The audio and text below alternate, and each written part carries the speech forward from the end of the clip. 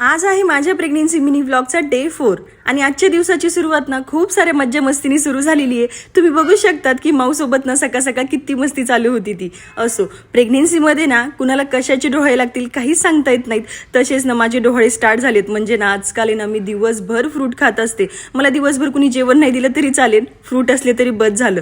तुम्हाला कशाचे डोळे लागलेत मला कमेंट करून नक्की सांगा। त्यानंतर ना मी मॉर्निंगमध्ये ना मस्त असं बीटरूटचा पराठा आणि ज्यूस घेतलेला होता, कारण की ना माझं HB कमी झाल्यामुळे ना खूप अशक्तपणा जाणवतो। त्याच्यामुळे मी ट्राय करत असते दिवसभर ना हेल्दी खाण्याचं।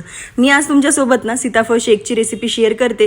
त्यासाठी ना सीताफळाचे बिया सेपरेट करून घ्यायच्या, त्याच्यामध्ये थोडेसे ड्राय फ्रूट, दूध, साखर ॲड करायची, मिक्सरमध्ये छान बारीक करायचं। जसा तुम्हाला ना हॉटेलमध्ये सीताफळ शेक भेटतो ना सेम तसाच घरी बनतो। नक्की ट्राय करा आणि रेसिपी जर आवडली ना तुम्हाला तर मला कमेंट करून नक्की सांगा।